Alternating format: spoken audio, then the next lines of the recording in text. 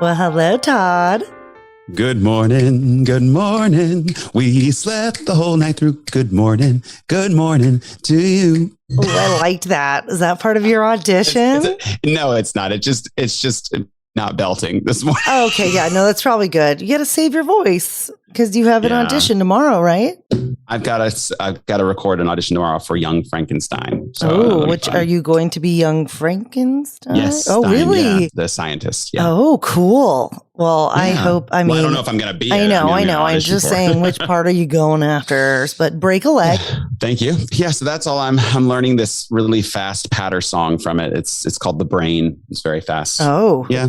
But that's all I'm working on, and working on this cup of coffee. That's all. Well, I'm very close. I've reached a level of exhaustion lately that I think I might even dabble with some caffeine. I saw you were playing, what's that game? Cornhole? Oh, yes. Yeah. With the kids yesterday. Yeah, I took the kid. Well, so we recorded a podcast yesterday. It was a double weekend, which is always a little bit challenging, but the kids have to be, and I also had the kids this weekend. So it was a lot of juggling logistics, but we went to this place called Container Bar, which, to be honest, I did not have a fabulous experience. If you're listening, owners of Container Bar, the lady at the pizza truck was very rude, and so we left after that. But this is my review because I'm too much of a chicken to do it on like the actual internet. So let's do it on a podcast. They will never listen to.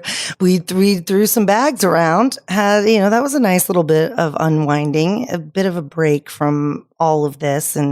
But it was, this has been a really cool weekend of people to interview because we had Peter on, Dr. Kalivas on, and that I think that was like very mentally stimulating in a lot of ways, kind of mind blowing.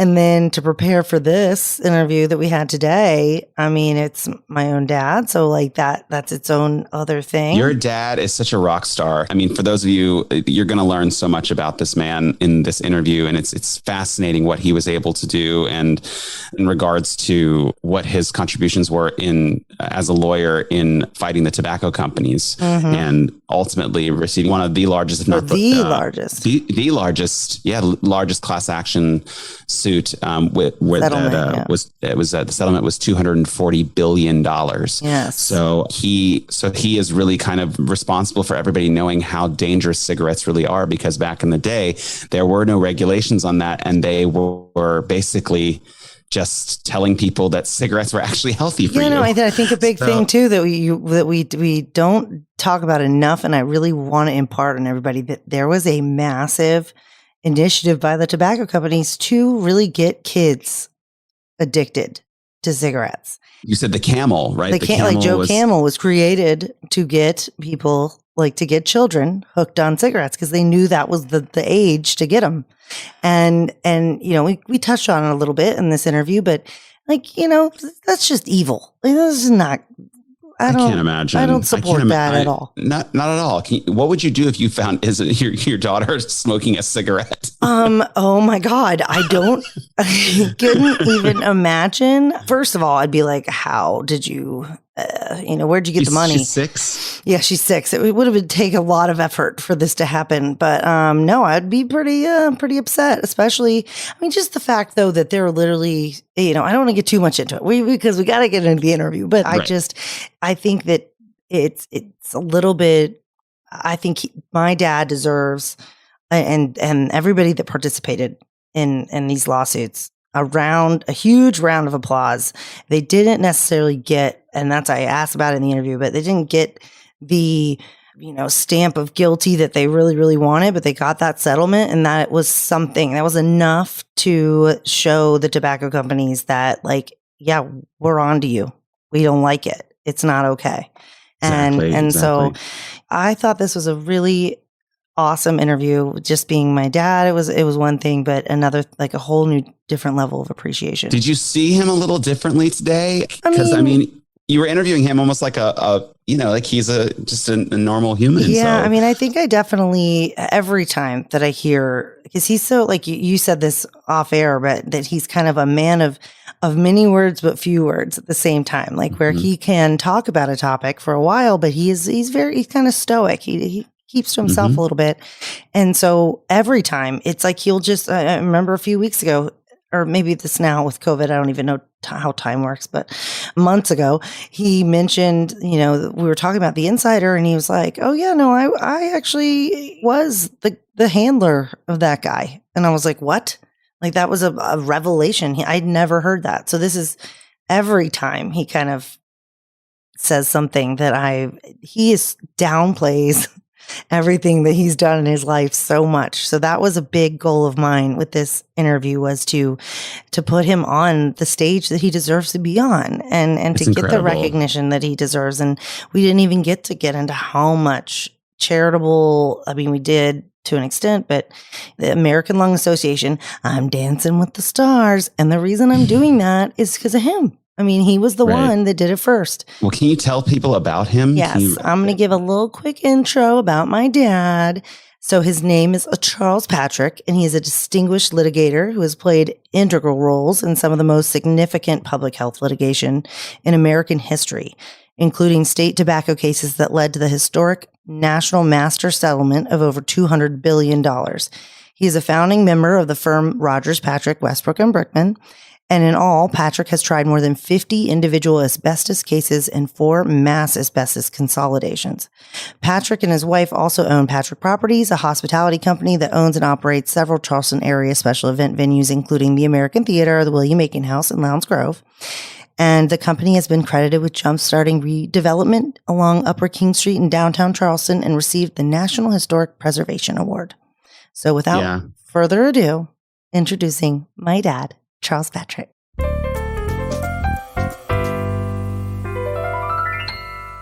Good morning. Good morning. Good morning. Welcome, Charles Patrick, attorney, dad, philanthropist, amazing man all around.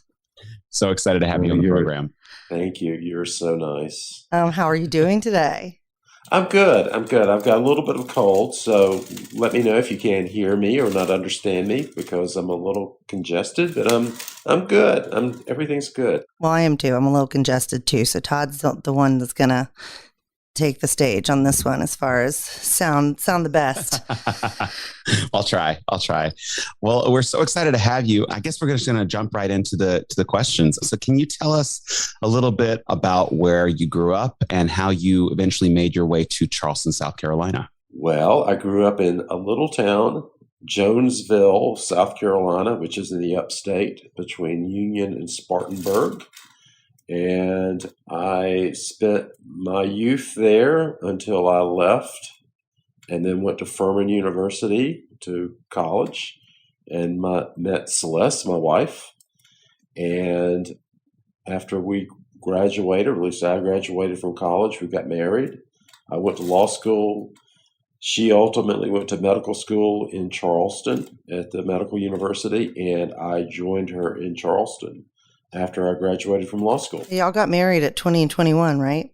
We were 21 years old, and it was 1976 when we got married. How many years is that now? I'm trying to do math. June, I just looked at this the other day, just trying to figure out what our wedding anniversary is going to be. It will be 46 years in June. Well, June congratulations. And that is like less than a month away. Yeah. What would you say the secret is? I'm not sure what the secret is. It's just hanging in there, being nice to each other, selective having hearing. good children. Having selective having great kids. Yes, that is the key. Two most wonderful children that could be putting up with each other.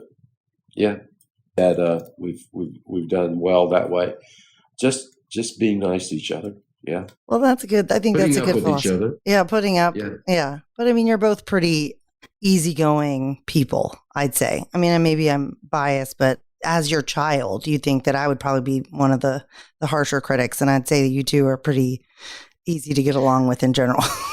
Yeah, well, we're pretty easy to get along with. I guess the biggest controversy we would have is something like she needs to leave the kitchen and not do the dishes. Yeah, please don't. Yeah, doing the dishes during our podcast, which exactly. You may hear about afterwards. So my apologies to that. So I mean, you kind of touched on Jonesville. Oh, Jonesville, how I remember thee. My parents would drop me off in Jonesville for about a week every summer. And let me tell you, a thrilling place to be. What was the population?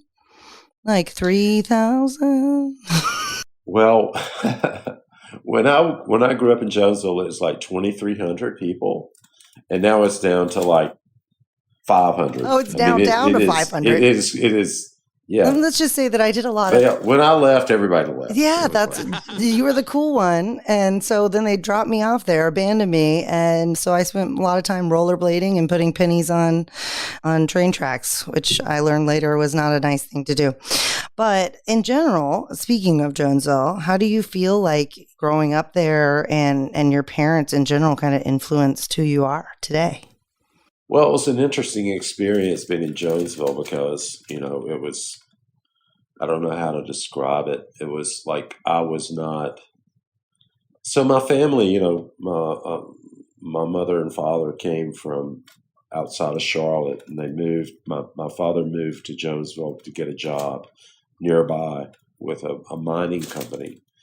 And we were sort of in a different environment. I mean, we came from like Waxhaw, which was in North Carolina, a suburb of Charlotte, and all of my relatives, they were all teachers. They were superintendents. We had one superintendent of schools. Just sort of a different type of element of society. Moving into Jonesville, which was, basically a mill town. So not everybody's wonderful in Jonesville. I'm not casting aspersions. We are not disparaging Jonesville at this moment. I'm not disparaging it. It was just a little bit different, and I was perceived to be different, and the family was a little bit different. I guess a little bit more educated, maybe. A little bit more thoughtful. I don't know how to describe Metropolitan. You were the big city. Even though you came from Waxhaw, you were the big city. Big city. I can't even imagine Pachter being Pachter is the name that we call my grandmother, my dad's mom. So if anybody gets confused by that, it's that's her nickname. Yeah. But I can't imagine Pachter being considered super metropolitan at that time. Well, more.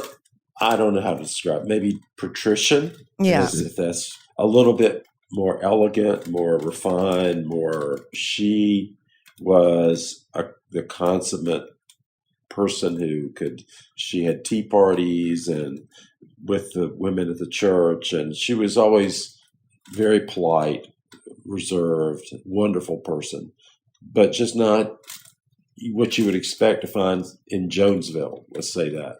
Do you find that like what were kind of some of the takeaways though from your parents? And I know that your father was passed away when I was about 3 years old from lung and throat cancer. What were kind of some of the lessons that you feel like you kind of learned from them? Oh, well, my dad always emphasized that I should get an education because he wasn't educated. He never made it past the 8th grade. He did well in life. I mean, he was very well read, but he emphasized that you really need to go to college. You need to get the most education you can get to succeed in life. And so I got that from him. He worked all the time. He was constantly working. My mother, on the other hand, she adored me, and she was the same way. She wanted to make sure that I had the best education that I could possibly get. And just realized that was, the key to success. She was very loving. As you know, my father passed away when you were young, but Mom lived to a ripe old age of 96. So she was a wonderful woman. She was funny. So you talked about education. So you went to Furman, you met Dr. Celeste Patrick. And how did you then get involved with Ness Motley, which I should say is Motley, Loadhart, Richardson, and Poole? Was it Loadhold? I can't see. It's had many different names. So it's just gone through many different iterations. Okay, so don't worry about that. Was it straight out of law school? And you requested to be in Charleston, right? Okay, well, this is before I requested to be in Charleston. I was in law school, and my first job in law school was being Okay, my father-in-law, Celeste's father, worked with a dredging company. So I got a job as a deckhand on a dredge in building the nuclear power plant in Jenkinsville, South Carolina, the one that collapsed. Remember the one that collapsed that caused all this controversy a couple of years ago? Okay, so I was involved. I was building the cooling pond for that. The point of my story when I say this is because that was the worst job that I ever had in my life. It was dirty. It was nasty. It was hot. And that was my first year in law school.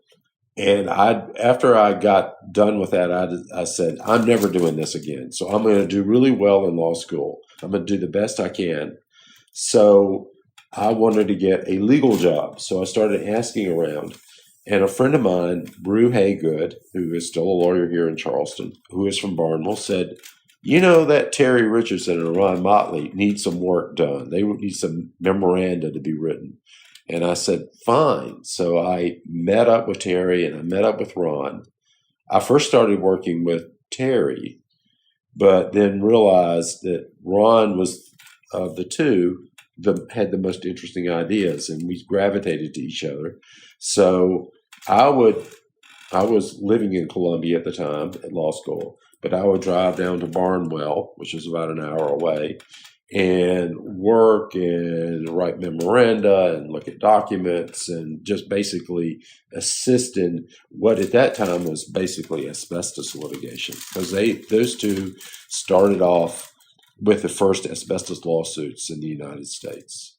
So that's where I got started. That was my second year of law school. Okay, so I didn't realize you started with them even before you graduated. That's pretty amazing. Yeah, oh yeah. It was. I started off with them. I started recruiting law clerks for them in law school. We had a number of students who would work for them, write memos, and we had Tom Rogers that did some, Wade Cleveland. I don't know if you know Wade. We had a number of people that were students that generated memos and things like that for the asbestos cases. That's kind of crazy, because then all of those people ended up ultimately kind of joining Ness Motley as well. So it was like a feeder. They did. Michael did some work for the firm. There were others, and they all, they joined the firm. So when you joined, though, and ultimately graduated, like, what were your feelings about practicing law in general? Like, at the time they were suing the asbestos companies. Was that an area that you were already interested in, or was it something that kind of... No, I was very interested. That was like the job I really wanted to have. So when I got out of law school, I first clerked for a judge, like Charlie clerked for your brother, clerked for a judge. I clerked for a state court judge for a year. And that was interesting. But when I left the clerkship, I wasn't sure what I was going to do. And at that point, Ron and Terry offered me a job. And Terry encouraged me to move to Barnwell, which is an hour and a half away in the hinterlands of South Carolina. And I said, I can't do that. Celeste is in medical school. I got to be in Charleston. And Ron said, you just work here in Charleston. You just we'll. He said, I'm going to be down there sometime soon. You just open up an office. So that's what I did. I went and hung up a shingle actually in Michael Brickman's father's office, third floor of his office on Broad Street. And that was our very first office. The problem was it was third floor. It was a long way up, lots of steps, no elevator. And all of our clients, had lung disease because they were victims of asbestos disease. So they couldn't walk up the steps. So we had to go to Plan B. So we found another office, which was in Courthouse Square, right around where the county courthouse is now. It was 8 Courthouse Square, and we had an office there. And that really was our first working office for Ness Motley. Or at that point, it was called Blott and Fales. Okay, I never knew that. I never knew that history. That is such a crazy, like, winding road. It's very complicated. And I had no idea that you were like a part of that. at all. So that's really cool. That's awesome. And so, I mean, I guess like at that time, this whole time you're doing asbestos, right? Which is, as we know, all asbestos litigation, right? Yeah. And so that in itself, for everybody else out there, you were doing like practicing tort law. So can you explain what tort law is and what exactly a class action lawsuit is? And if it is kind of the same at that time or if it's like a different. Well, tort law is just a wrong done to another. So if you make a product that injures somebody and you don't warn that it has that it's going to injure you, or it has some kind of toxic effect, or it can cause you to have injury as a result, that's tort. You sue them in court. I mean, that's tort law. It's it's as simple as like a car accident. That's a tort itself. You run into somebody, you cause somebody else to have damage. Or in the case of asbestos, you make a product that contains asbestos, which causes cancer or causes lung disease, and you don't warn about it and you don't tell people about it. That's a tort. So, and a class action is just a multiple of those cases. So with asbestos, you don't injure just one person because you've got multiple products out there being used by people. It injures thousands of people. So you consolidate those cases into a big consolidation or a class action. And that's what a class action is. Just a multiple number of torts. And was that injuries. and that was that used very often at that point in time before the asbestos and everything? Kind of seems like it was it was just class actions were used, but they weren't used as often as it happened with asbestos. Yeah.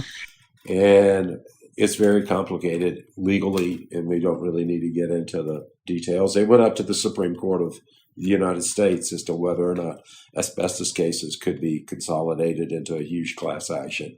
And the Supreme Court said no. But what happened was you would just join these cases they would just be tried all at the same time. They wouldn't be part of a class action, but they would be tried all at the same time. So the effect was the same. It's just the nomenclature, the legal definition was not technically of a class action. Okay. So you obviously did a lot of the asbestos work, which was amazing. And we all, I think, of a certain age, remember all the commercials that's like, have you been affected? Do you have mesothelioma?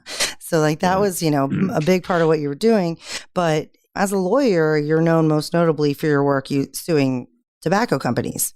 And just for all of our listeners out there, we want to make it very clear because some people might not remember when this was all going on. But for those that don't know, during the 80s and 90s and some even today, there were these very large cases against the tobacco companies for basically knowing how addictive and deadly cigarettes were and their attempts to cover that up. And they were long and intense and ultimately hit the companies pretty hard. But, we'll get more into how that happened. But how did you ultimately get involved with suing tobacco companies, since not every lawyer at Ness Motley ended up being involved? And what were your thoughts going into it? Okay, well, this sort of grew out of asbestos litigation. So I joined what was Ness Motley, Blott & Fales, then to become Ness Motley in like 1980. And so I did asbestos litigation for the first probably 10 years until about 1990. And I continued to do asbestos cases after that. But as a result of the asbestos cases, we had a lot of asbestos cancers. We had a lot of cancer cases, people, dying of cancer, lung cancer. And 80 to 90% of those cases, those people would have been also smoking cigarettes. And smoking cigarettes and asbestos is a doubling experience. If you smoke and you work with asbestos or breathe with asbestos, your chances of getting lung cancer are multiplied thousands of times. It's just like the two have a multiplicative effect. So, but also because of that, with the defense lawyers on the other side in the asbestos litigation, they would always blame cigarette smoking for all of the cases that we had. So it became abundantly clear to me that cigarette smoking was a really bad thing, and it was causing a lot of disease and killing a lot of people. And both Ron and I learned a lot through the asbestos litigation about how bad cigarette smoking was. And so Ron, basically, we're talking about 1990 or so, had conquered the asbestos industry. They had all declared bankruptcy, and we were all doing very well suing asbestos companies. But he decided that the one industry that ought to be taken on was the tobacco companies, or the tobacco industry. So remember in 1990, Laura, you may remember that we would go down to Hilton Head every August to the trial lawyers convention, and we would play in the pool and, get together and socialize. Ron would take his boat down there, and we would get on the boat and just sort of strategize as to what our next, lawsuit would be. And that's where you were that whole time. Yeah, that's right. I was on the boat while you were in the pool at the Hyatt on Hilton Head with Charlie. We were on the boat, and Ron got us all together and said, guys, for our next project, I want to sue the tobacco industry. I want to sue the tobacco companies. And everybody said, what? Nobody's ever prevailed. No one had ever won a tobacco lawsuit. Ever. No one, ever. 500, I don't know how many thousands. Yeah, there were a lot. Sued tobacco companies, that nobody had won a case. He said, I'm going to sue the tobacco companies. And we said, okay. We just sort of humored him. We said, fine. I think he actually asked us to write it down on a piece of paper and sign it. This was in 1990, as I recall, on his boat, at that point, little boat, not like his yacht that he was later. Oh, okay. So we all signed off on it. And so we said, okay, maybe we'll do this. Is he really serious? So, yeah, we didn't believe it. And we didn't really want to do it because we knew that was not going to be a good thing because everybody else had lost. So we just sort of sat on it for a while until, and sort of segue into this, until I was at a big asbestos trial in Pascagoula, Mississippi in 1993. And I got dragged into this, which was like a 9-month-long trial. I actually got an apartment, lived with Michael Brickman in Pascagoula, Mississippi, and Ron was there. And in the course of that trial, we talked about suing tobacco companies. Our co-counsel was a guy by the name of Richard Scruggs, Dickie Scruggs. Scruggs. And Dickie said, I'm sorry, for the listeners, they're hearing Bubba and Dickie, and this is very Southern culture for everybody listening that's not from South Carolina. These are normal names. These are normal names, especially in Pascagoula, Mississippi. Yeah, exactly. So Dickie Scruggs, Richard, he and like after the day in court with the asbestos cases, he wanted to talk about how we could sue the tobacco companies. And he and Ron were of the same mind that they really both wanted to sue tobacco companies because so many of the asbestos cases involve cigarette smoking. So he had a friend, Mike Lewis, also from Mississippi, who had an idea. He said, what if the state of Mississippi sues the tobacco companies for all the damages that were caused to the state? The state has to pay for medical treatment from somebody who gets cancer, through Medicare, Medicaid, whatever the state has responsibility for. The state sues to get that money back from the tobacco companies. And the reason why previous cases against the tobacco companies had not been successful, they were brought on behalf of an individual smoker. And the individual smoker had a choice to make. He or she chose to smoke cigarettes. So that was sort of like a contributory negligence. That was his assumption of the risk. And those cases the juries would say, oh, that's your own fault because you started smoking cigarettes. That was your choice to make. But if the state were to sue, the state never made a choice to smoke. They just have to pay for the consequential damages from smoking. And so the state can come in and say, tobacco companies, you're responsible for all this.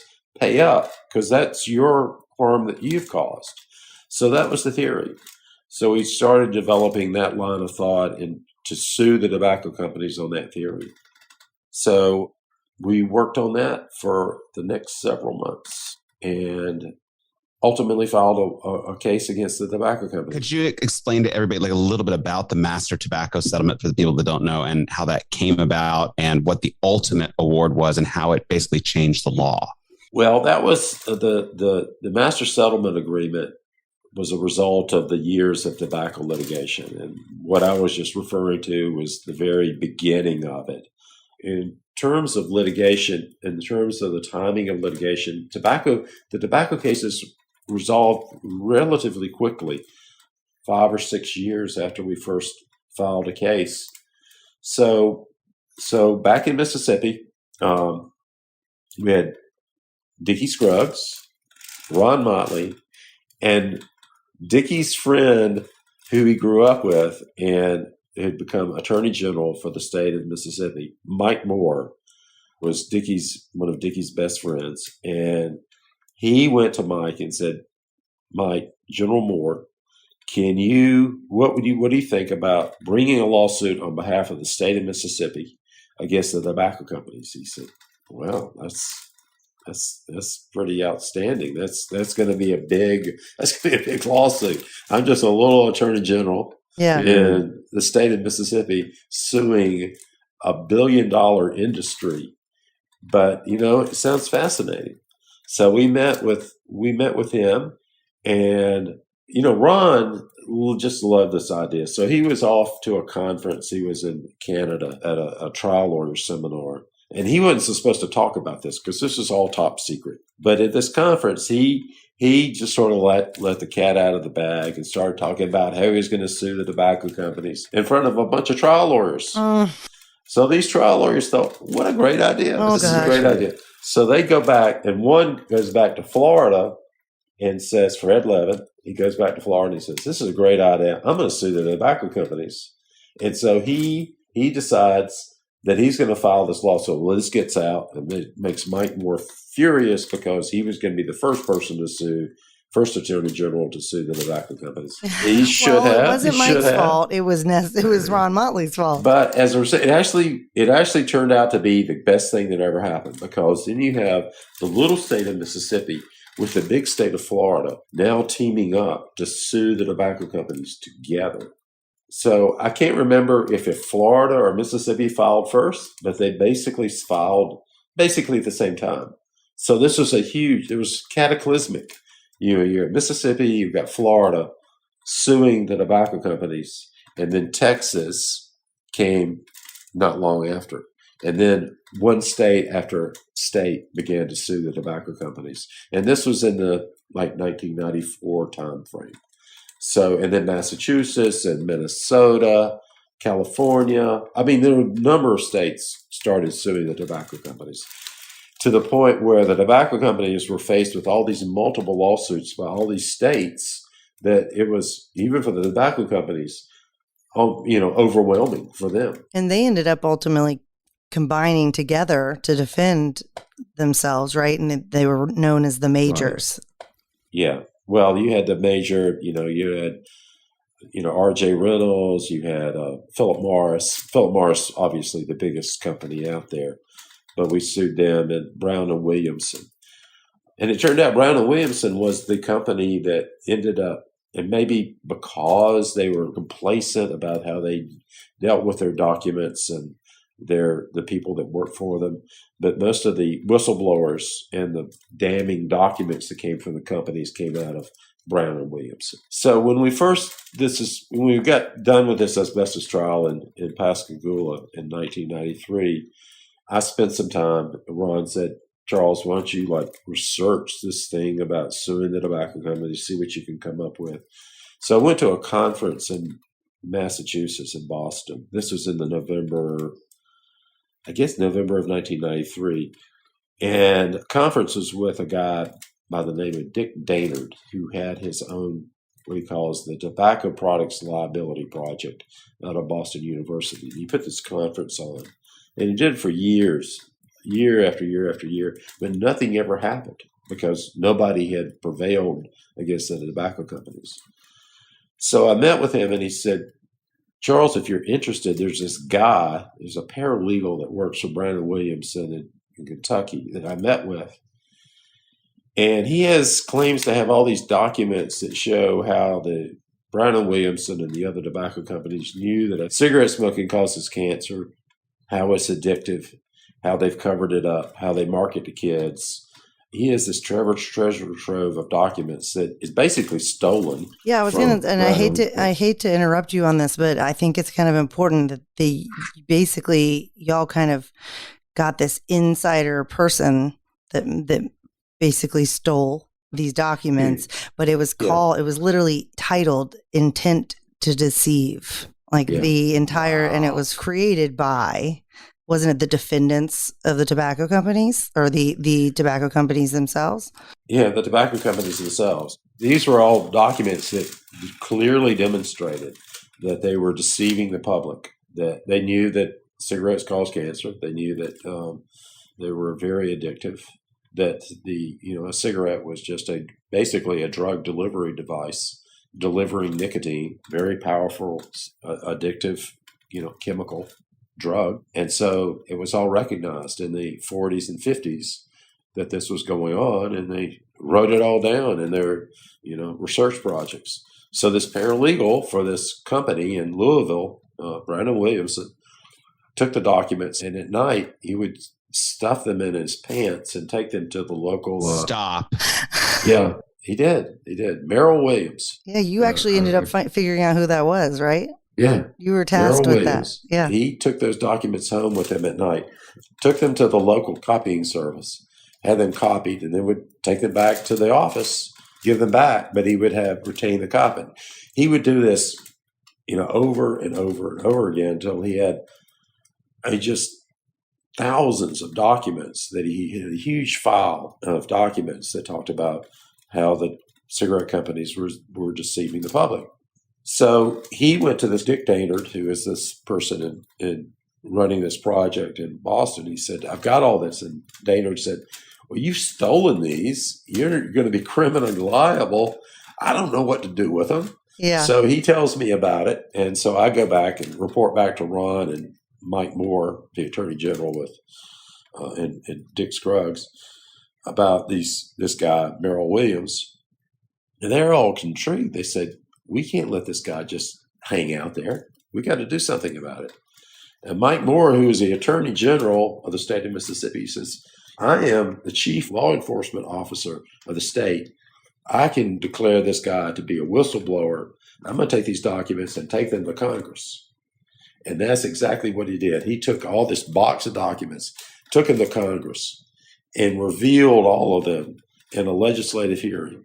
And so they were out there to be seen by everybody. So ultimately, that's what happened with those. And so this is huge. This is on the front page of the New York Times. We're talking 1994 now, where all of this is out there about how the tobacco companies deceive the public. So then they were legislating, the congressman got all upset about this, so they called them in. And if you remember, all the heads of the tobacco companies were put under oath and asked whether or not cigarette smoking, is it addictive? And they all denied it. You remember that? Or they say, no, So that was really the start. It became such a very public campaign against the tobacco companies at that point in time. But then ultimately, so you guys go, you get all these different states. They're all come together to essentially to sue. The government is now suing. But y'all are helping, right. You're part of it. Yeah, we're private attorney generals at this point. Yeah. Private attorney generals working with attorney generals to sue the tobacco companies who are now scared enough that they've joined all together to defend themselves. And ultimately, I guess getting back to what Todd asked, how did that culminate? It went to trial. And then it ended up being a verdict and ultimately a master settlement. So could you kind of explain what that is and what happened? Okay. All right. So the cases did start going to trial. Florida was the first case that was going to trial. And we had enough evidence at that point in time that the tobacco companies realized that this was not going to be a good result. So they settled the case. They settled Florida individually. Okay, I can't remember. It's like $15 million or something like that. And then this is before the master settlement agreement. And then there was another case. There was Texas that was going to trial and then ended up settling individually. Mississippi started going to trial. It settled individually. And then they all started, the entire group of cases, all the states, their trials were looming. And at that point in time, the tobacco companies said, this is enough. We are going to just settle all of this. So at that point, that's when there were discussions about, a global settlement of all the cases that resulted in the Master Settlement Agreement, which the Master Settlement Agreement is really just the settlement of all of the states' cases against the tobacco companies. And that happened in 1998. And that was over $200 billion. $240 billion. It was the largest settlement of any tort case ever, civil case ever. Yeah, 200, and probably more than any other case until now. I mean, the opioids may settle for something in the same range, but they haven't settled yet. So, the largest settlement in the history of civil litigation. All from the boat ride. Lots of boats. We went on lots of boats, and there were multiple boats. Yes, those become the money that came from the one where y'all wrote it down. I mean, that's like you spoke into existence. I'd love to find that piece of paper now that we signed in 1990, because Ron would like to get our signatures on things on that piece of paper that said we were going to sue the tobacco companies. That would be an interesting thing to find. Yeah, for sure. Yeah. Well, Ron was kind of notoriously upset that y'all didn't necessarily what he considered win, quote unquote, because the jury in a lot of these jury trials would find, oh, well, there's not enough evidence, or there'll be one person that kind of held out, or they would bring up that kind of assumption of risk thing. But so you didn't win necessarily, but you got a $240 billion settlement. That money was then supposed to be used to compensate states for healthcare spending, educate the public and children about the risks of tobacco products. Did you share that sentiment with him, that you feel like that they got away with it by not being found, held guilty by jurors? No, I felt like the settlement was affirmation of the fact that they admitted guilt. And ultimately, after that, there have been verdicts against tobacco companies for billions of dollars, in individual lawsuits. It's the whole personal liability, assumption of the risk, contributory negligence sort of went by the wayside after the settlement, because the public realized that the companies had been deceiving the public for so long that if you sued, on behalf of an individual, that you could still get a large verdict. But I think that the settlement itself, like I said, was an indication by the tobacco companies that they realized what they had done was wrong. And actually, after the settlement, they if you look at their websites now, they admit that cigarette smoking causes cancer, it's addictive, and you shouldn't do it, and don't do it. They still sell cigarettes. Yeah. But, now what they're doing is they're going into other alternative products, vaping, that kind of thing. That's, delivery of nicotine without the carcinogens that go along with it. The amount of time, you said it was about 5 to 6 years by the time how long it took to settle this was about 5 or 6 years. So did you have any idea during the trials how much it would impact everyone in a positive way and how it would ultimately change the United States as a whole with having the labels on the side of cigarette thing? Did you fully appreciate the difference that you and your firm made? I mean, you really, really made a huge impact. So me personally, I didn't understand. I did not appreciate what the impact would be. When you're living it, you just don't think about that. Now, in retrospect, I see what a big deal it was, how it changed people's attitudes about cigarette smoking. At one point, among men, and this is the 1950s, 55% of adult men smoked cigarettes. Now it's down to less than 20%, like 15% among all people. And so it's reduced the amount of cigarette smoking by a phenomenal amount. So I think that has had a great impact. And then the situation where people don't smoke in public, side stream smoke, environmental tobacco smoke has now been recognized as been a cause of disease. So that's all been limited to the point where smoking is not, it's still there. People still smoke, and, sorry that they still do that, but it's less than it was, it just, I won't say eradicated it, but it limited it to the point where it is not the biggest public health issue now that exists. I can't help, and I'm sure other people have made this comparison. It just with the whistleblower from PG&E, that with the Aaron Brockovich stuff, it's just so many parallels. If that guy hadn't have stolen those documents, they wouldn't have been held accountable for all of the water being contaminated. And it's sort of the same thing about if the guy hadn't stolen the documents, that people wouldn't have maybe. I don't know if it would have been such a huge deal if he hadn't have been the whistleblower.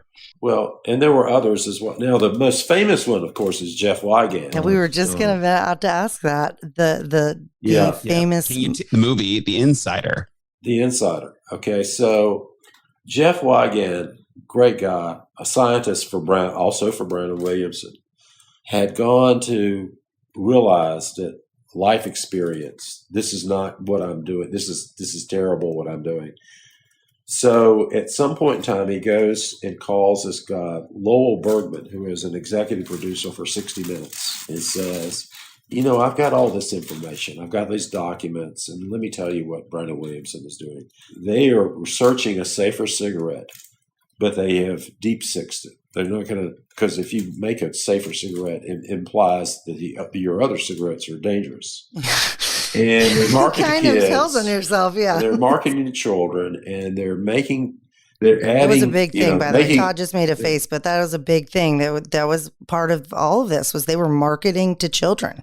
And like Joe Camel was a character made to market to children. They're marketing to children.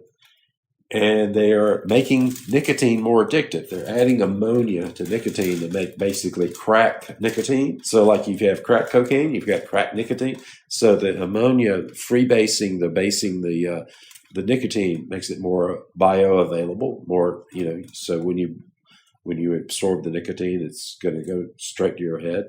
Whatever, that's what they're doing. They're researching how to make nicotine more addictive. So Jeff Wigand calls Bergman, who is with 60 Minutes, and somehow Ron and Lowell Bergman get on the phone together. And this is this is a trial we were in New Orleans. And Ron is more obsessed with getting Jeff Wigand to become a witness against the tobacco companies than he is in trying this asbestos case. So I'm sort of like drawn into this, that, okay, Charles, your job is to get Jeff Wigand from Kentucky and to come to New Orleans to meet with us so that we can use him as a witness in the tobacco litigation. So I get on the phone with Wigand and arrange for him to be flown by the firm's private jet. We fly him into New Orleans. We meet with him, and he sort of reluctantly agrees to become a witness in the tobacco litigation. He had agreed that he was going to expose the tobacco companies and actually go before Congress. But becoming a witness is another story.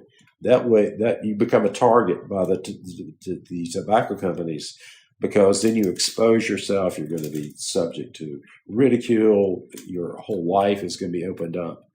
But he agreed to do it. So we meet with Jeff, and he agrees to become a witness. And once the trial was over with, it was in my job to be basically the handler for Jeff Wigand. So I am like in Washington, D.C., where he is being subjected to these multiple depositions.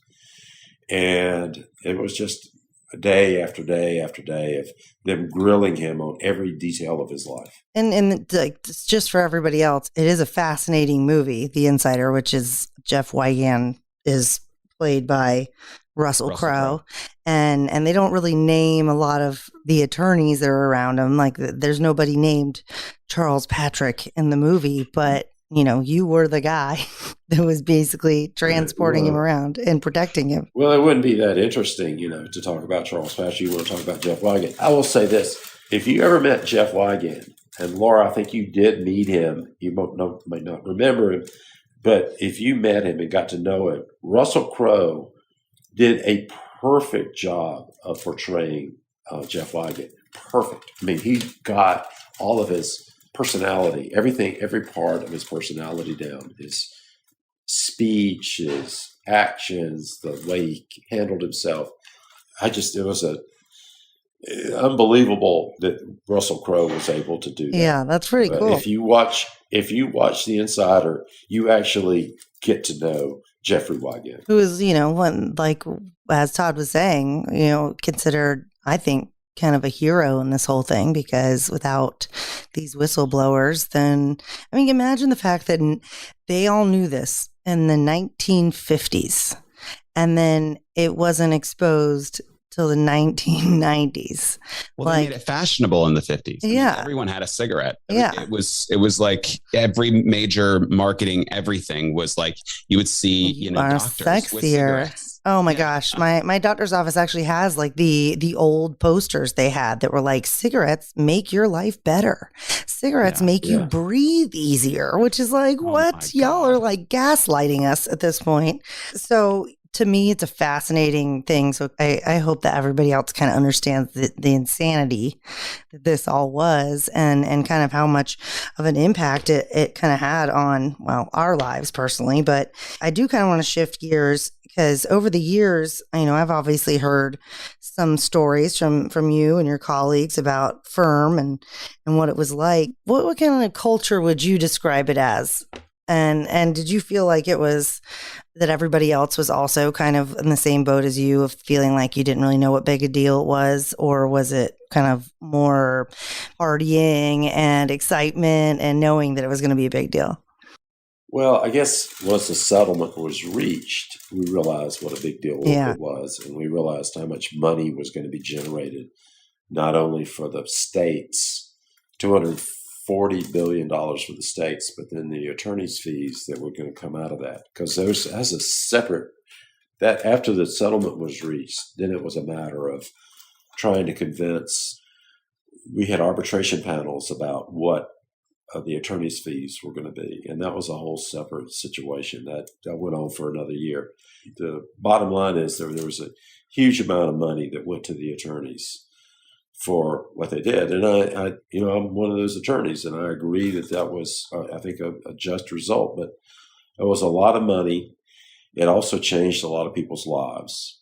So Ness Motley in like the year 2000, there was a lot of like resentment bubbling up between the lawyers who did the tobacco litigation and the lawyers who did not do the tobacco litigation, and how they were going to be compensated within the firm. And there was a lot of disagreement because of prosperity. I mean, because of all the money that was generated, people could do what they wanted to do. They could leave or retire. We had several lawyers who just left and retired. And in our case, Michael Brickman and I, Terry Richardson, Ed Westbrook, and other members of the firm decided to leave what was in Ness Motley and go and form our own law firm, because we were not happy with the direction of the firm going forward. So we formed our own law firm. And now, it's all great. Now there's Motley Rice, and there's now was Richards and Patrick, now Rogers Patrick, because Terry's left the firm, but Tom Rogers Patrick. And we have our own firm, and we're just, we get along fine together. But it was a time that was sort of disconcerting, to leave another firm and form your own firm. And I imagine that wasn't easy, because you were, dealing with the people that you had just worked with for so long and been in the trenches with. It was very difficult for me to leave Ron. Okay, so Ron was like, he was my law partner. He was more than just a law partner. He was a brilliant trial lawyer. He had Ron had a lot of problems personally. And one thing you always say about Ron, he was probably the best trial lawyer I've ever seen in a courtroom. He was he had a brilliant legal mind whose mind was a step ahead of everyone else's. I mean, the neurons fired faster in Ron's brain than in the rest of ours. He was just such a quick study. And I was sorry to leave him because he had meant so much to me in my life, but he had gotten to the point where it just seemed to be all about Ron, and where he wanted to go was not where I wanted to go. And so we left, and Terry and Michael and Ed, and all of us had that's the same feeling. He was quite a character. He really was. If anyone didn't know him, how would you describe him personally? Oh, gosh, that's hard to say. I mean, he's just quick-witted, funny to be around. He liked to drink, unfortunately, drank too much, but he was funny when he did it. I mean, he was just a fun guy. So he was a fun drunk. He was not a bad drunk at all. He was hilarious. He was, like I say, quick-witted, always had something funny to say. He would always create a party. Everything around Ron was a party. After court, we would all go to the bar and he would entertain us.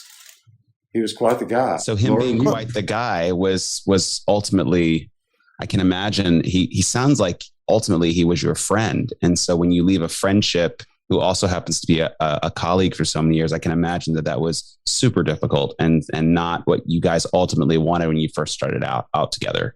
No, it was very difficult. Once I left the firm, I felt it's like feelings of betrayal. I think Ron felt like at one point he said that I had stabbed him in the back, but he knew why we left. I mean, he knew the reason for it, but he was upset about it.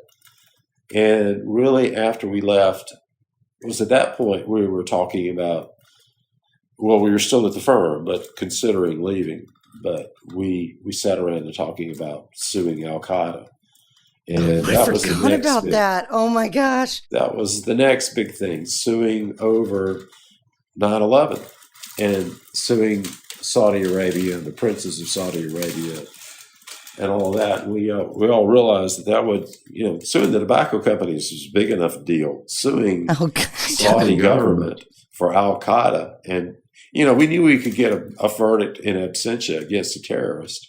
We knew we could get a verdict against Osama bin Laden, but how do you collect on it? Where's your remedy? But what we understood was that the Saudi Arabian government, or at least the way their government is arranged, is various collective of princes that have tons of money. They were financing Osama bin Laden basically to buy them off, buy the terrorists off, because they didn't want to be attacked themselves. So the money that went to finance what happened with 9/11 came from the Saudi Arabian government. At least that was the allegation. And so Ron, this was basically after we left, sued the Saudi Arabian government, and it's still in litigation today. I mean, it's 22 years later, still happening. Well, so I think that's a really big kind of testament to what a big, kind of character, big thinker that Ron was. And at risk of this becoming a show about Ron, we'll obviously move on in a minute, but ultimately a book was written about everything that y'all did, about the cases, and it was supposed to be focused pretty much on Ron Motley, and it was called who to me went by Mr. Buzz. So that was always funny. But it was supposed to be, it says on the book how he led the charge against the titans of tobacco. The book is called Civil Warriors, and you helped the author by providing some documents and stuff to kind of help the book get written. Did you ever read the book? And if you did you feel like it was accurate? And I also want to know if Ron was actually called the King of Torts in real life. Okay, well, I did read the book. Yeah, I read the book because that was Dan Zegart. Dan came to Charleston and basically lived with Ron for a year or so, maybe 2 years, in preparation of writing the book. And once the book was written, Ron was not happy with the book. Ron actually threatened to sue Dan for libel and slander because of the book. But, I didn't think the book was, there were some things I disagreed with, maybe some of the characterizations, but it's, mostly true. What he observed was right. It wasn't the most flattering picture of Ron. Ron didn't like a book that was not, he wanted to be flattered in the book, and it wasn't necessarily very flattering. Yeah. Did you feel like the parts that you were put in, that those were portrayed accurately, or was Dan there for most of this, or was this kind of? Oh, he was there. I might not recall everything that he wrote down, but I don't disagree with anything that he said. I'm sure if he wrote it down, then it happened. There were so many instances of things that went on during this period of time that I don't recall everything. Like something that may have happened at a party or the celebration of a settlement or something like that. I don't recall the exact what may have happened at that time, but no, I think it was an accurate depiction of what went on. So far the parts, I haven't gotten all the way through it, but I will tell people out there that if you want a good riveting, it reads like a John Grisham novel, but it's entertaining, but it's also can give you kind of a more full picture of the whole process that everybody went through to get that settlement, which is Civil warriors. Yeah. Well, this Dan Zegart would be very happy to know that we're promoting Civil Warriors, the book. Dan, give us a call. We'll I would like to talk to Dan. It's been a long time since I've talked to Dan. So the King of Torts, John Grisham I guess it was the book. I guess it was the King of Torts. Yeah. That was the character in the King of Torts was based partly on Ron Motley. So John Grisham and Ron Motley were not close friends, but they knew each other. He and Dickie Scruggs actually did know each other very well, or know each other very well. Dickie's still alive. He's still there. There's a book written about Dickie Scruggs called the Fall of the House of Zeus. Oh, I didn't know that was about him. Yeah, that is about Dick Scruggs, and it is really very well written. Great book about Dick Scruggs. And, the problem with what happened with Dick is after the master settlement agreement was reached and after all the tobacco money was received, Dickie continued to practice law, and he got into a falling out with one of his former law partners over an attorney's fee. And the allegation was that this case had gone to court. The allegation was he was, trying to bribe a judge to rule in his favor. And ultimately, Dick pled guilty to that and served time in jail in a federal prison, and is now out of jail and lost his law license, but is doing well still. And he was disbarred. Yes, he was. And it may be that he got his law license back, but I don't know. But he moved from Pascagoula, Mississippi to Oxford, Mississippi, and that's where he and John Grisham got to know each other. Well, obviously, so you had said in the beginning of the podcast, you have great kids, you have a great family. With all the tobacco litigation and going to Mississippi and going to Washington and going all over the place, you were on the road a lot. And so with a wife, 2 small children at home, how did that affect you personally? And back then, there were no, there was no FaceTime, there was no Zoom, there was none of that. So how did you guys cope with that? Was it hard on the family? That was very hard on me. That was probably the hardest part of all of this whole journey, was being away from the family for so long. I tried to come home on it every weekend, but that obviously didn't happen because sometimes I'd have a case out in California or Washington State, which would make it sort of impossible for me to come back just for a day or so. So I was away for a long time, and I missed the kids. I missed being away from the family, from the whole experience of Montessori school and everything that was going on with Buste Academy and Academic Magnet. That's where our kids went to school. Well, I do feel like you did make, like, I have vivid memories of, like, the weekends were dad time, because you would make a very concerted effort to fly back every weekend. I did, which had to be costly. Well, it was hard on me personally. So I tried a lot of cases in Seattle, Washington.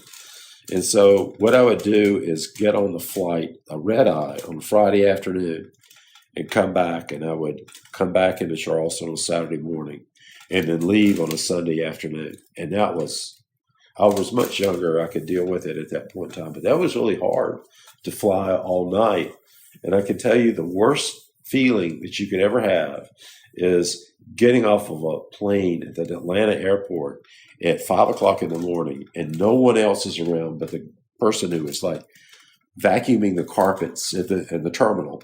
And you're sitting there. This is before I could get into our crown room or whatever they call them now. But you just sit on this bench and wait for your flight to leave at 7:30 in the morning to Charleston, and you were just out of your mind because you hadn't slept, or I hadn't slept at night. So, and then going and then dealing with having family time after not really sleeping, and then being just totally out of it. And then having to leave on a Sunday afternoon. Well, that's like intense. And I did not know that you were doing all that. I do remember a lot of, or even now going through like photo albums, a lot of pictures of you laying down and Charlie and I harassing you. Like I would be like, wait, he'd be like, let's play doctor. And I'd be like, perfect. You lay there and I will take your vitals. And I'm sure that was maybe your way of getting some rest. I love that. It was great. And you could do that and you could take my temperature and I could take a nap. Well, I'd certainly have a whole new appreciation for your dedication to coming to see us. And I mean, we obviously missed you a lot, but in our minds too, I mean, Mom was really good about being like, he's making a difference. This is a big deal. And so we, I had nothing but fond memories at that time other than and Dr. Patrick was practicing at the time, right? Mm-hmm. She was full time. Now she was full time until I think it was when Laura was about 8 years old. And then Laura started hiding her pager because she didn't want Celeste to go in to do call at night, because Celeste would have to go in and spend the night at the hospital, like every other night. And so Laura didn't like it, so she would just hide her pager. She'd take care of that. And at that point, when she started hiding her pager, that's when Celeste realized, maybe I ought to go part-time. And that's what she did. She went and met with her boss, and they worked out an agreement that she would not be on call as much as she used to be and be a part-time physician. Because Celeste at one point was the head of the neonatal intensive care unit. I mean, she was a pretty big deal at the medical university and heading that up. But that also meant that she was there at the medical university all of the time. And then he had to cover call at Roper and up at Trident. So she'd have to drive up to Trident Hospital, which is like 30 minutes away in the middle of the night. And that drove her crazy. And then when Laura started hiding her pager, she realized that it was time to not do that anymore. Yeah. Children will tell you. They will tell you in their own ways. I always thought that for whatever reason in my head, that story was more of like, oh, I just like approached Mom one day and was like, you are working too much. I don't know why I imagined I was a tiny, like adult, but really my way was to hide the pager. That is so funny. Yeah. Yeah. That's what changed things. And so she was working less, but in the meantime, before that, we had a nanny. We had someone who lived in with us. And, you'd have to. Yeah. I mean, you'd have to. With you two working full time, you'd have to. It wasn't the most ideal situation. It was a woman by the name of Shirley, who she had quite a personality. Interesting lady. Yeah. An interesting lady. Yeah. I always thought she was too strict because she would make me stare in the corner when I was bad, and my parents never made me do things like that. That's probably why I was hiding Mom's pager. Mom will stay and not make me stare at the wall. So, but I mean, y'all obviously made it work, and I'm eternally grateful for everything that y'all have given me in my life, and I think that that's a perfect kind of segue to, I think, how many other people's lives you've also changed for the better, because you are so heavily involved with philanthropy and charitable organizations. I mean, I'm just going to spout out just a couple. Trinidad United Way, Charleston Promise Neighborhood, Conservation Voters of South Carolina, Southern Environmental Law Center, American Lung Association, MUSC Foundation Board, Charleston Stage, Charleston Symphony Orchestra, and Gilliard. And as a family, we have our own foundation called the Patrick Family Foundation. So what drives you to give back so much with both your time and money, and kind of how do you balance all those obligations? When the law firm split up, that was the one thing that I wanted to impress on my law partners, is that we needed to be a philanthropic group, that we needed to give back. And so my law partners have been very philanthropic as well.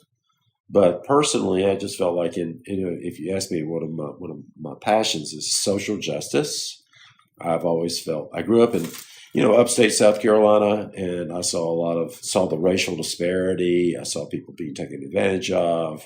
I've always felt badly about, my privileged life versus people that don't have it so well. And I felt like it was my duty to give back to people, especially with groups like, the Charleston Promise neighborhood, where people live in poverty in the Charleston area, just like on the other side of Mount Pleasant, where everybody's making tons of money, and you've got people in the neck area of Charleston who are barely eking out an existence, and kids who've never been, even though they live in Charleston, South Carolina, they've never been to the beach. It just is sad. So that has been something that I'm, passionate about. And the United Way work as well, that also deals with racial injustice. And just, other things we've given back to the community, because the community has given so much to us. We should give back. I was telling Laura that prior to this interview that this is a very full circle moment for me as a human, but as an actor fully, because I grew up doing shows at Charleston Stage Company, and every curtain speech, the founder, Julian Wiles, would always say, this performance is brought to you by you and your wife. And I remember backstage before every show, he would also say it to all of the actors. If you ever see them, please thank them, because, we would not be able to do that without them. Because I was in Charleston Stage when it was Amazing Stage and like all these other names before it was actually Charleston Stage. So back in the day before it was what it is today. And you giving to the arts and giving to Charleston Stage in a lot of ways made it able for me to learn how to be an actor. And so that sort of has, I'm gonna get emotional right now. That sort of has made me be able to have my career and have my outlet and fulfill my life's dreams because, and so I don't know if you ever know when you're giving to these arts organizations, the lives you are changing along the way, because I'm just one story. But, now I've sort of been able to live out what I have sort of set forth for myself, because I grew up in that theater, and every performance I did was always because of your family. And so I don't know how much Mike is going to keep in this or how much. I know, but I mean, I wanted to give you the opportunity to, because he was so heartfelt about this. I'm very, very grateful. And it's very strange because I heard your name and I had never met you growing up for maybe a decade of doing theater at Charleston Stage. And everyone always spoke of you and Dr. Patrick in the highest regard. And now I understand why I'm meeting you, but I just want you to know, like, your philanthropic efforts and your charitable efforts have not only helped the underprivileged, but it's also helped people that I didn't have an outlet as a child, and theater was my escapism, but it was also my healer. And I think in a lot of ways it saved my life. And so, you done good. Well, thank you. We love Charleston Stage. We loved every performance. Julian is. So I got an email. Actually, Celeste got a phone call day before yesterday from Julian. Julian's retiring. Julian's he's retiring. He actually, Todd told me that the other day when we were talking about this. What an incredible company he put together. what a great outlet it has been for various actors and kids, growing up in the theater and expressing themselves, and it was just fantastic. And we were very excited to support Charleston Stage. What got y'all into supporting the arts as a whole, kind of like? Exactly. Why the arts? I'm definitely taking this podcast as an opportunity to just brag on my parents a lot, because I just can't say it enough. You're just such amazing people. But, it's been said many times, but I don't think it can be said enough. Like, you and Mom can be directly attributed to jumpstarting the revitalization of King Street in Charleston. I mean, a place that had essentially in the 90s and 2000, or I'd say more 90s, essentially kind of become a slum. And so what made you interested in preservation, and what have your feelings been throughout kind of the process of building Patrick Properties, which is our other company that's also owned by my parents? For those of you listening, King Street is a really long, I guess that ongoing. Yeah, for people who aren't from Charleston, King Street is a really long street in the central of downtown Charleston, which is like, it's got shops and restaurants, and it's kind of where everybody goes to. I don't know. It's historic. But there was a certain point, what Laura's alluding to is that there was a certain point a few years ago where you got to a certain part of King Street and you just didn't walk any farther. Yeah. Like, you just turned around and went right backwards. And now that it just keeps going. And at that point, this was in the early 1990s. If you went certainly at night, but sometimes during the day, at the corner of King and Calhoun, where Marion Square is, you didn't walk north of that, because that was a dangerous area to be in, especially in the evening.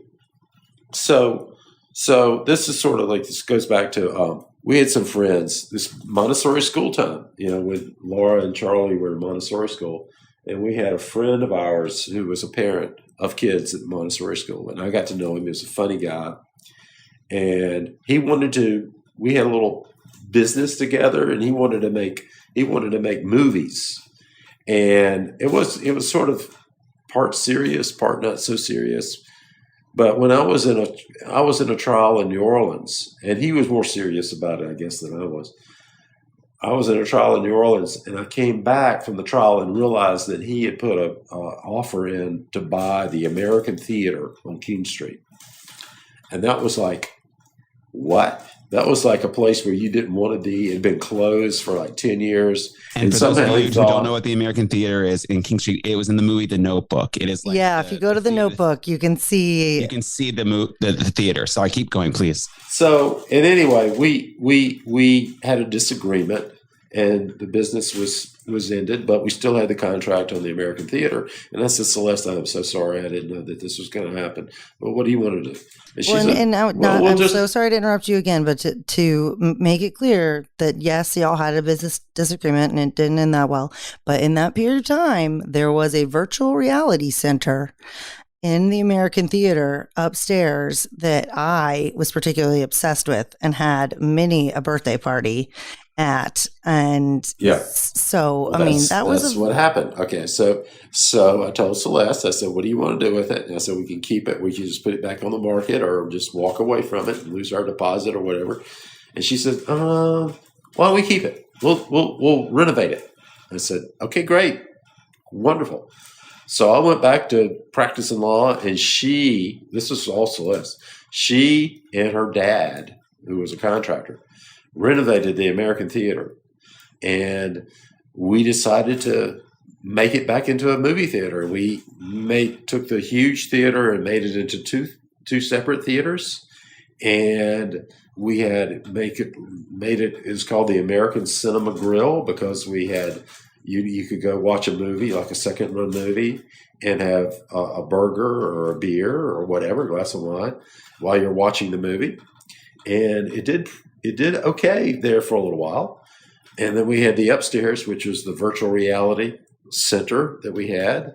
Not exactly sure how we got into that, but that was the former partner. He was the one that was his brainchild. But once he left, we kind of just kept it. So we had that, and then DVDs came out, and so nobody nobody really wanted to go watch second run movies. They could see them at home. So we ended up by that time we had built the restaurant, which was then known as Fish, and we had bought the house next door, the William Aiken House.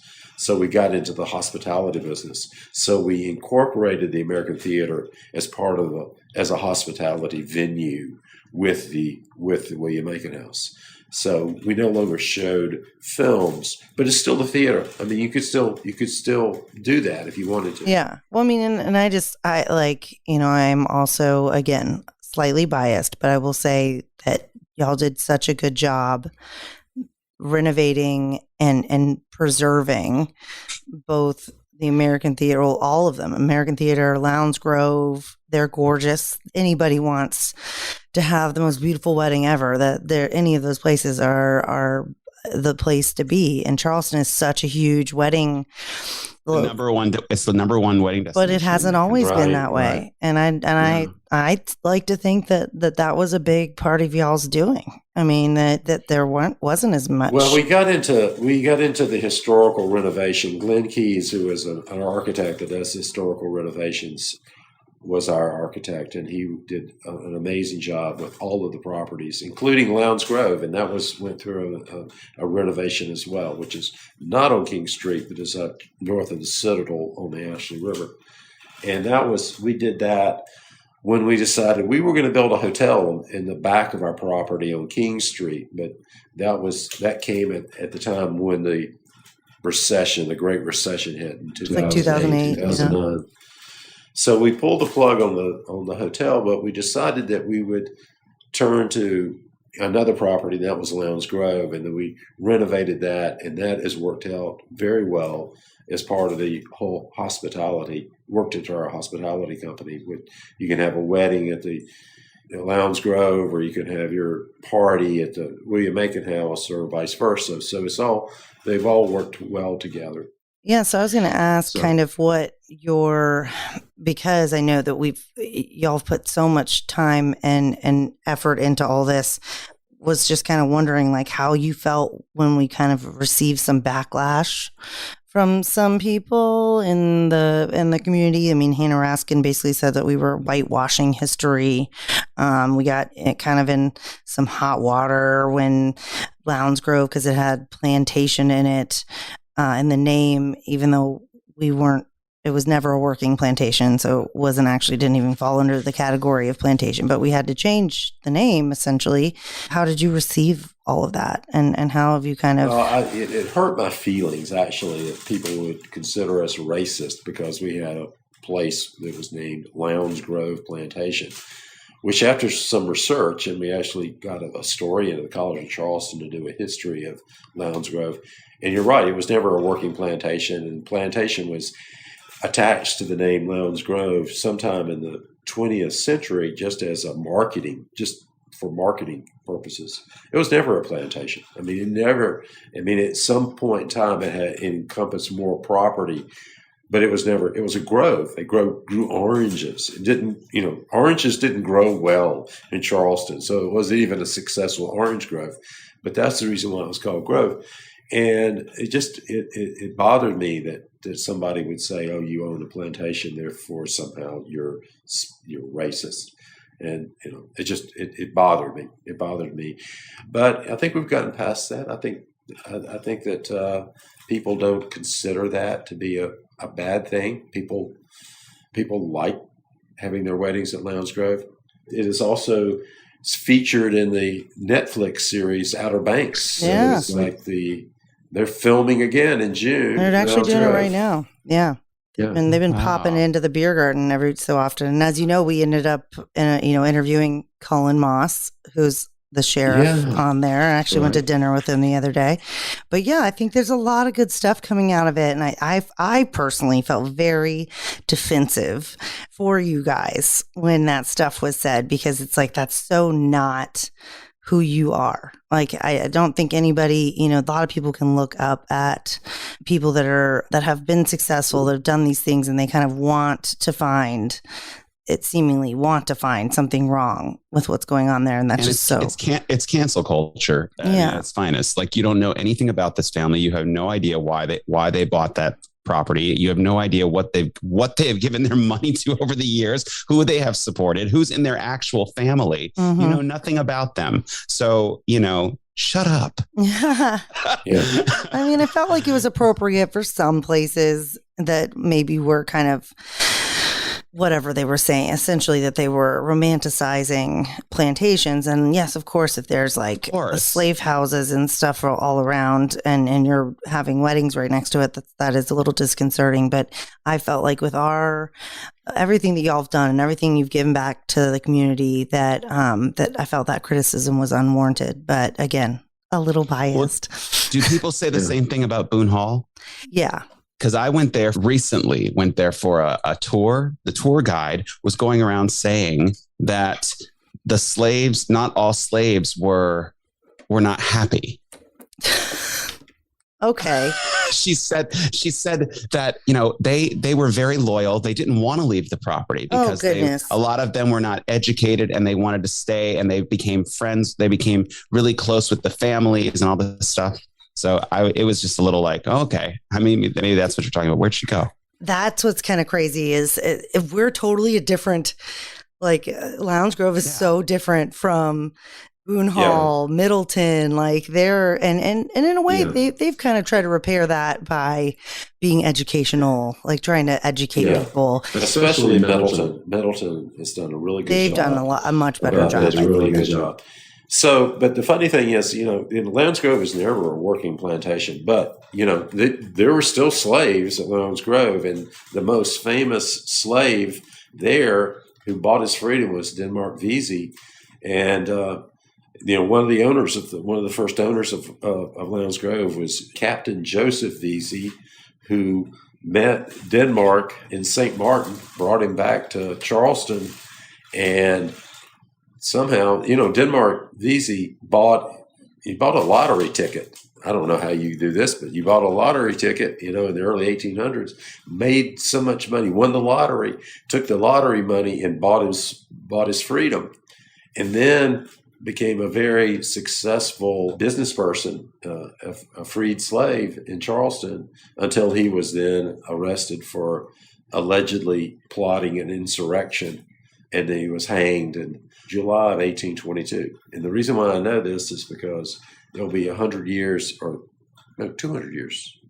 Anyway, it will be the anniversary of his being killed or hanged in Charleston. And so the Gilliard is doing a big celebration of his life in mid-July, an event to celebrate the life of Denmark Vesey. But he lived at Lowndes Grove. And so this sort of like goes back to Outer Banks. So Outer Banks, if you follow the series at all, has Lowndes Grove being owned by a character called Denmark Taney, which was based loosely on Denmark Vesey. The guy who wrote it, Jay Pate, who is the executive producer, the writer for Outer Banks, did not realize that Denmark Vesey actually lived at Lowndes Grove. It just happened to be that they were doing the filming there, and this character was placed at Lowndes Grove. So it's like I saw him. He's a friend. I've gotten to know him, and he was at the Library Society giving a lecture. I said, "Did you realize that your character, Denmark Taney, who's based on Denmark Vesey, did you know that Denmark Vesey lived at Lowndes Grove?" He said, "I have no idea. I had no idea." And so I said, well, on the series, if you watch the series, there's a picture in the, So that was Cameron's, Ward Cameron. In Ward Cameron's, little study, his office, there's a picture of Denmark Vesey with his picture superimposed on the back of Lowndes Grove. Lowndes Grove is in the background. His characters or his face is on the front of it. So I said, it'd be really cool if I got a copy of that. Just to, that type of thing. Well, the other day, the Jay, who is the guy who created Outer Banks, delivered to me the original painting of Denmark Tanny in Lowndes Grove. Oh, so wow. I need to get it framed. Yeah, full circle. Celeste says, "What are you going to do with that?" I'll put it somewhere. For sure. Put it in your study. Well, you are, just from that, everything you know about, you are a history buff. So that leads us, we have a tradition on this show that is we ask a question of the day. And so our question of the day for you today is, so if you could go back in time to any time and place in history, where would you go? And I have given no thought just into you asked that question to this, but I would like to go back to Philadelphia when they were framing the Constitution. I would like to be with those guys, Madison and the other writers of the United States Constitution, because there's been so much debate recently about what did they mean. And I like to ask them, what do you mean by this? Is this constitutional or not constitutional? And what do you envision the rest of America to be? Like Ben Franklin, what do you think? I mean, is this what are your thoughts republic on? That will, I'd like to get there. I'd like to be a fly on the wall when that was being done, just because of what is going on today. And I'm worried now, based on the state of our politics, that we're going to lose our democracy. I really do worry about that. And I'm worried that sometimes that people go back and say, well, it's in the Constitution that says this, or it doesn't say this. And it's like, there's so many rights that we think that are in the Constitution. They're not exactly in the Constitution. The right to vote is not stated in the Constitution, but we think it is a basic right. So to answer your question, I would like to go back to when our country was first being formed. Well, I think that was a very apt answer. Well, just knowing you in general, I feel like we could do an entire podcast on just like historical facts and stories, because, you majored in history and always learning and always trying to get to the bottom of things. So I think that's an amazing answer. When I got out of college, I never intended to become a lawyer. Okay, I wanted to become a history professor. I do remember you saying that. My goal was to go to get a doctoral degree, and I was thinking about going to University of Wisconsin to get my doctorate and become a history professor. But my academic advisor at Furman told me, he said, "Charles, there are like 1,000 people that have doctoral degrees in history that are driving cabs around in New York City right now. You would be much better off economically if you went to law school." And I said, "Okay, if you insist, I'll go to law school." So that's what I did as I went to law school. We need to find out who that guy was and thank him, because we wouldn't have a lot of the things that we have now if it weren't for that. Yeah, well, I know the guy's name is John Block. He's a history professor at Furman. He's retired now. Great guy. And that's the advice he gave me was, "Charles, you need to pass on becoming a history professor and go into law." Yeah, he had that covered. So you wanted you to go do bigger and better things.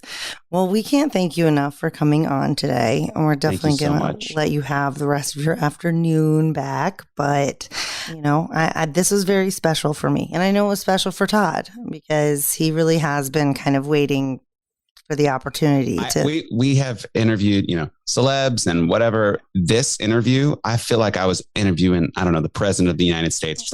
For me, it's a very big deal. And I haven't been nervous at any of the other. Yeah. This yesterday, Laura. Well, I haven't been nervous. Today, I'm sweating right now. Oh my gosh. You're so funny. I am. But no, I mean, this was a big deal for both of us. So we really appreciate you doing this. Thank you so much.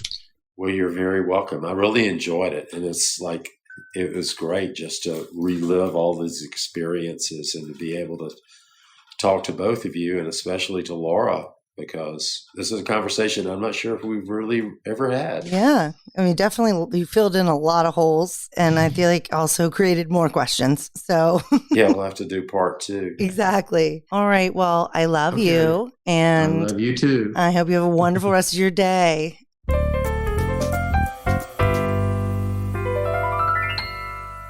Well, your daddy did good. Yeah, well, you certainly, told him that. And that's awesome. I'm so glad you got a chance to kind of talk to him about how much he's kind of impacted your life? I mean, he's impacted my life, but he's impacted so many people's lives that he and your mom, honestly, I don't know if they know or they have any idea that, because it's not just the giving to the organization. It's the smaller moments that happen. It's a ripple effect, right? Mm-hmm. And first of all, he's so brilliant, and he's so, I think the main takeaway was that it was normal for him to work that hard. It was normal for him to want to seek that kind of justice. I mean, he said social injustice is, and if somebody's coming after the people with this stick they're going to put in their mouth that gives them cancer, he's going to do something about it. And I think that it's the whole thing. I mean, how did you feel interviewing your dad? Was it weird? I mean, it was a little bit weird, only because I felt like all I wanted to do was be like, oh, and tell them about this and tell them about that, because I hold him in such high regard for those exact reasons. The fact like that he imparted on me, like the social justice aspect, which can sometimes get us in trouble. Like sometimes even, him and I will get like we're very similar. Like my dad and I, and my mom and I are too, but I kind of followed more in my dad's footsteps, especially like being an attorney myself. But it's like, he and I can kind of get laser focused on these things that are like, this is really important.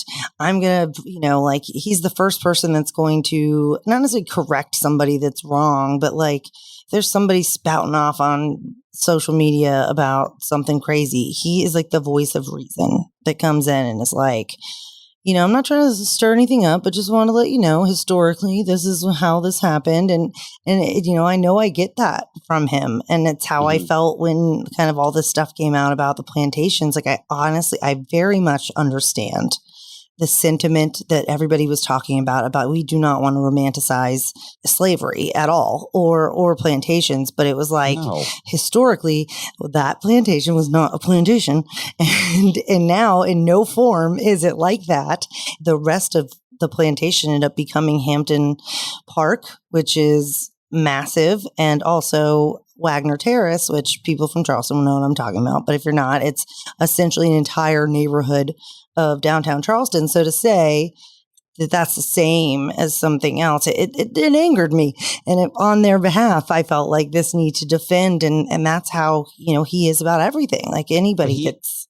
He did say it hurt his feelings because he's not like that. I'd say they're like the least racist, the least classist, if you will. Like they're so not that way. And he grew up, with a town of 2,300 people, very small town, kind of rural upbringing, and education is what got him to where he is today. And he had the impetus to educate himself on, and he even touched on, he's like, I know I have privilege. And so it's always good to hear a white man say that, and that's why I love my dad so much. Straight man. A white straight man too. Yeah. Because the fact that he knows that he has privilege, I think that if other men are listening to this, they can, and because there are some men that are like, I don't have any. I didn't do anything. I'm not a part of the problem. Oh God, it's so exhausting. I know it's exhausting. Exhausting. I will say that's my favorite thing when I go over to my parents' house. One, I know I can just be myself, which I think most people feel, kind of with their parents. But I also know that I'm like with my people, like that I can talk about things like that and like not hear the devil's advocate. Well, I wasn't a slave owner. Like, why do I have to? And they are so understanding and giving and empathetic. And it is refreshing this day and age when all you see are, in kind of the wake of Trump and everything is this divide that they are all about acceptance. And the thing that was fascinating about the interview, for the listeners, I'm sure they were like fascinated about the actual lawsuit in the Supreme Court. And, when you take on the tobacco industry. Yeah. And the fact that, about the guy putting the papers in his pants. Yeah, that's nuts. I did not know about that. It's just so like, you think I'm shocked that it hasn't been made into a film or something like. Well, I know what our next project is. Right. But it's pretty remarkable that on a boat, these guys got together and it was Ron, right? Yeah, Ron, said, yeah. I want you to sign all of this. We're going to go after them. Yeah. And it's just fascinating. It was actually, they were so committed. Yeah, it was really nice too to kind of hear. I've never heard him be that open about kind of his relationship with Ron either. And I don't know if he really has had an opportunity to kind of grieve that loss, like not just from his death, but also from the divorce of the firm. Well, that's what I tried to say. This was your friend. Yeah. He didn't. Well, you knew I wasn't going to push that, so thank you. Right. Well, I didn't know that. From what he was saying, he was talking about him as a friend, not as a business partner. He was talking about him as a friend. Yeah. And so when anyone loses a friend, or breaks away, if you're in a business relationship and you break away and you're friends and you're that close as they seem to be, years and years and years and years of working together and fighting for the same goals. And they were friends until he died. They definitely, they did not harbor.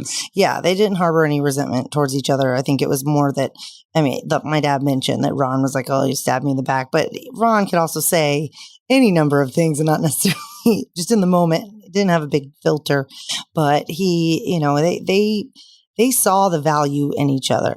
And they were kind of the yin and yang with each other because Ron was the idea guy. My dad was kind of the implementer. And Ron was the one that was kind of like, I'm throwing this out there. And my dad would kind of be like, well, let's also consider, maybe this or that. Just to recap, who was the guy that ran his mouth? Yeah, Ron Motley went to up to a thing. It was Ron? Yeah, it was Ron. Okay, He went I up thought to, it was somebody else. It was there was the other guy that was pissed. It was the guy that the Attorney General of Mississippi was pissed because they were going to be the first ones to do this. And then he went up to, and that's what I'm saying is he doesn't have much of a filter. He didn't have much of a filter. So that he would get himself in trouble a lot. And so my dad was kind of the one to scoop him out of trouble when that happened. So they were a little bit of like a tag team kind of situation. And I think that's something special.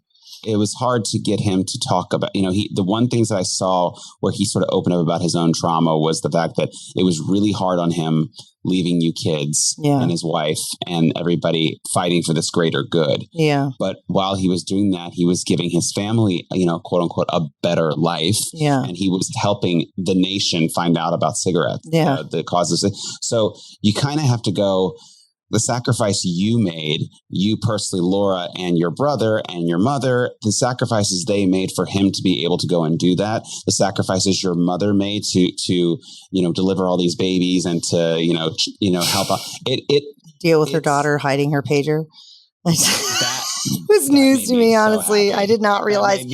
I guess I had this fairy tale kind of thing in my head where I was just like, had this talk with my mom. Like, I think it's time we slow down and spend some more time with me, because that's how my daughter does it. That's what adult Laura would do. Yes, child Laura was like, I'm going to take care of this.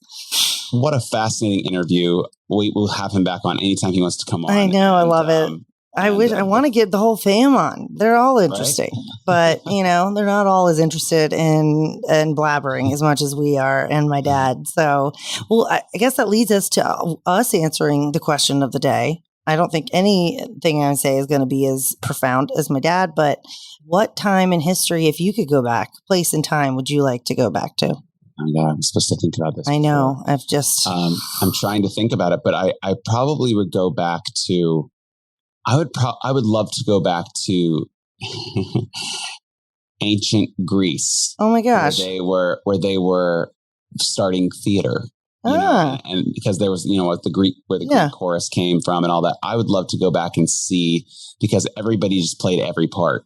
It didn't matter. And I think that would have been interesting to see how they were coming up with things back then. Obviously, when I'd have to have I have to understand the language. Yeah. Well, let's assume you have like a little earpiece in your ear. Exactly. It's like a babble thing. And so you know what's going on. It's not like you're lost. Exactly. That would be fascinating to me. That would be. Or going back to like where they had these in Greece, where there was because I went there and visited the ruins of Ephesus, and I found it so fascinating. But yeah, I'd probably go back to Greece. And you know, that would be my like go-to because I was obsessed with Greece and like Roman history when I was in middle school. But I can't really get over the lack of air conditioning or, I mean, they did have a form of plumbing in a way, but there was still like feces in the streets. I still think that would be fascinating. I would love, though, I mean, honestly, because I don't really want to go backwards because of the lack of air conditioning, I would love to go back to like when at some point human. Well, we should caveat this for people who don't know that you live. If you've never been to Charleston, it is oppressively hot. It's so hot. Yeah, I guess if I went back to Greece in like the fall, that would be amazing. But no, it is really hot. And yes, I have an obsession with air conditioning and wanting to be cold. And I think that's because we're a very Scotch-Irish family. So that's my. Where would you go? I would go though, I think to like kind of like proto, like time, like when Neanderthals and like humans like would cross paths with each other. And see, because like, you know, that we all from like 23andMe now, we know that there was some like crossbreeding. I want to see the first time a Neanderthal met a human and how that went down. I think that would be crazy. God. I mean, I don't know. I'm just interested in stuff like that. So, and science. I love science. I do. I really am very interested in that. I am a nerd. I'm a nerd. I don't know if y'all have noticed from all of the things that I say on here, I'm a nerd. But this was an amazing all-around discussion. So I'm just, grateful for, we wouldn't be here doing this if it weren't for my dad. So, we have him to thank. We have him to thank for Todd's amazing voice and his illustrious career that he is now auditioning for things again. So, Charles Patrick, thank you. Thank you, Patrick. Charles Patrick. Yeah, thank the Patricks. Mr. Patrick. And all the Patricks, well, not all of them, him in particular. But anyways, always wonderful to see you. And I hope you have a wonderful afternoon. Okay, bye.